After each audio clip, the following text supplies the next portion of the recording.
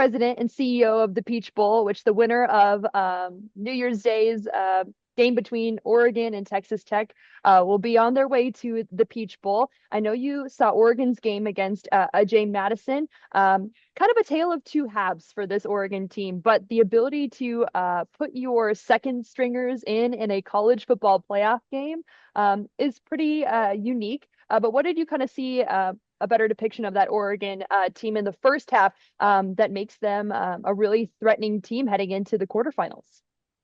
Well, I think Oregon's maybe improved as much as anybody during the season. Dante Moore is a very, very special player. Obviously, if he decides to go to the draft, will be a highly selected quarterback in the NFL draft. And if he decides to come back, I would think he would be the favorite for the Heisman Trophy next year. So, a lot of upside for Dante Moore personally, and I really like Dan Lanning. Defensively. He's got a great mind for defense. Obviously, they're very talented on offense. Texas Tech defense, their front seven is maybe as good as anybody in the country. So it's going to be an interesting clash of offense versus defense. Usually in games like this, it's the defense of Oregon and the offense of Texas Tech that's probably going to prove to be the winner, the outcome, and have the most effect on the outcome of the game. So yeah, watch for that. Watch how well Texas Tech's offense can perform against Oregon's defense, because I think the defense and offense of Texas Tech and the offense of Oregon will show up big time. Yeah, we saw Oregon's offense just really dominate. Kind of reminded me back to that Oklahoma State game that Oregon had at the beginning of the season, where they just came out of the gates and their offense was firing on all cylinders. Oregon has had a good amount of wide receivers that have been injured. DeCorian Moore being one of the leading receivers before he was injured. But what is the kind of addition that Malik Benson and maybe some of the tight ends, Kenyon Sneak and Jamari Johnson, they're more reps, that benefit of that heading into a game like this, when now DeCorian Moore kind of has a little bit more time to get healthy, and Oregon will have more offensive weapons for Texas Tech to stop. Yeah, I think, the James Madison game obviously was able to show Oregon's offense get their timing back with some of the new guys that had come back from injury. So I thought that really was helpful for them. But they were also able to get some rest as well. So that's probably, as a coach, the best alternatives you can have is go out and win the game in the first half and then let your starters rest in the second half, getting prepared for this big Orange Bowl game down in Miami. So I think Oregon's offense is going to, really test the Texas Tech defense. If they can handle on the offensive line that monstrous front four that Texas Tech has, I think, and most times in college football, the offense and defensive lines are where you can win the game. And obviously you have to have a quarterback, but most games and big games are won in the trenches in the offense and defensive line. So can Oregon's offense hold up to give Dante some time to pass to those special tight ends and receivers they have? Can they create a little bit of a running game so that he can play action a little bit off of the run game to get into the passing game? And then obviously, you know, Texas Tech. I mean, they're amazing how they cause turnovers. And so you got to stay out of the turnover. You got to win the turnover margin in big games. So Oregon's got to be careful with the ball on offense. And just, talking to the Texas Tech team, they mentioned also just how similar these two teams are. Do you think they are pretty similar when it comes down just to the size and speed of both the offense and the defense? I think athletically they're very similar. Both teams have a lot of talent on both sides of the ball. But again, going back to my earlier comments, I think that the Texas Tech defense against the Oregon offense is going to be really fun to watch.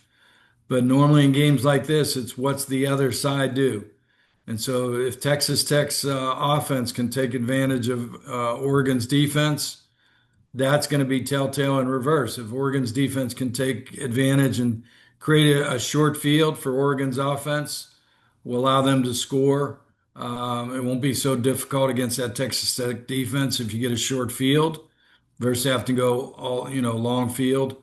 So turnovers are important, and that offense and defensive line play is going to be critical. Yeah, and talking about just the Oregon secondary, the Oregon defense coming into the season, very young and inexperienced, but now a lot of those younger freshmen or redshirt freshmen have gotten a chance to get some experience under their belts, taking on some more talented offense like USC that had a really great wide receiver core. What will Oregon secondary have to do, and what threat does Texas Tech bring to the Oregon secondary?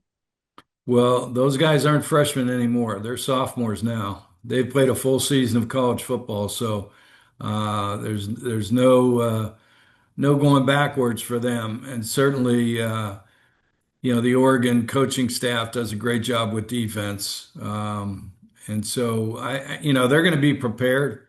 Again, I think that uh, defense, the front seven of Oregon is going to have a big job ahead of them against Texas Tech. And if they can do the job, then that makes it a little easier on that secondary. If they can get a rush, if they can stop the run and make Texas Tech more one-dimensional, that certainly will help the defense. And we just kind of saw last year with the new edition of the 12-team playoff that all teams that had a bye in the first round ended up losing. So, what do you think is the challenge just with having so much time off to have to come in and play a game after being off for so long and kind of being out of a rhythm? Yeah, I don't think that's a trend. I think, every game's different. People train differently. People look at games differently. When you kick the ball off, it's all that stuff goes away. It's a football game, and you're playing. You can argue one side that it really helps to get people healthy and rest. You can, on the other side, you can say, well, they're out of rhythm and they're rusty. I don't believe either of those. I think when you kick the ball off, it's a football game, and guys are going to play up to their potential. And just like I mentioned, the winner of this game will go on to play in the Peach Bowl. From your perspective, just what it makes the Peach Bowl just so special. Well, over the last 6 years, we're second only to the Rose Bowl in viewership and attendance. It's a special facility.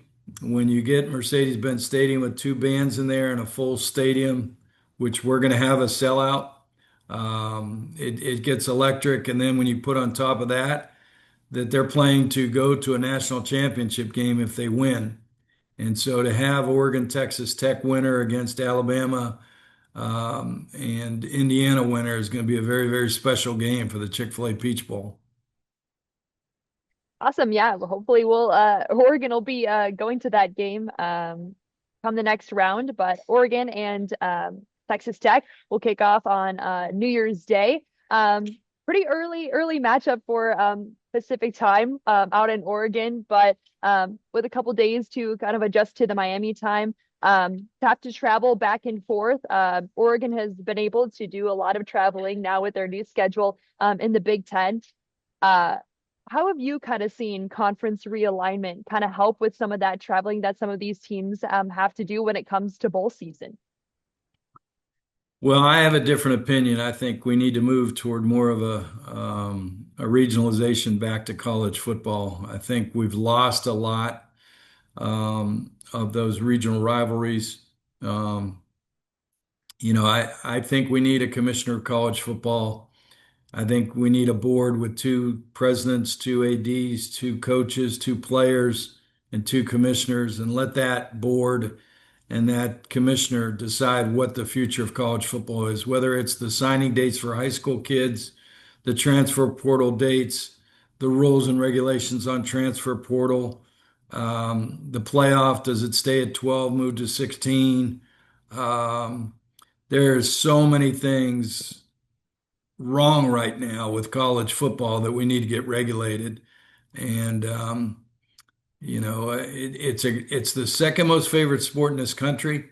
It doesn't maximize its revenues in TV because we've got four different conferences negotiating four different deals, and the TV networks control the negotiation. That's why they stagger them. If you notice, there's no conference that four conferences all have different dates of when they end. It's so that the TV networks can control the negotiation.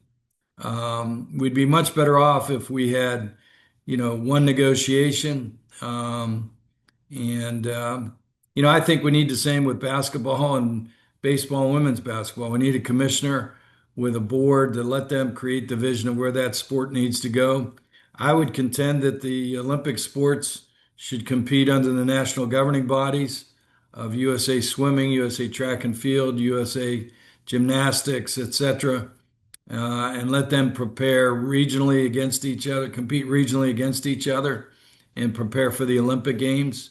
So, yeah, I have a different view of what college athletics should be. I think we've lost our way to, instead of giving someone an opportunity for a scholarship and getting them a degree, and then we should be working on getting them a job because 98% of these kids aren't going to go pro. And even if they go pro, I'm afraid there's going to be a lot of mental issues with this generation between transferring and transferring and transferring and not getting your degree, number one. Number two, making money, and then that dries up because you don't go pro. All of a sudden, you've got to go get a job and show up to work every day, and it's going to be for a lot less than what they're making right now. So anyway, sorry to get on a podium there, but I'm No, that was passionate great. about the success of college athletics, and I think we've lost our way a little bit. Well, as someone who works so closely with college athletes and programs every year, that's a really, really great opinion. But that's all the questions that I have. Gary, thank you so much for taking the time to talk to me. Is there anything else that you'd like to mention about the Peach Bowl? No, just if Oregon makes it, we look forward to hosting you. Yeah, I can't wait. I'm excited for the game. I think on paper it's going to be a great matchup, but we'll see what happens on the field. Great. Thanks, Erin. Happy New Awesome. Year. Thank you, Gary. Happy New Year. All righty. See Bye-bye. you. Bye.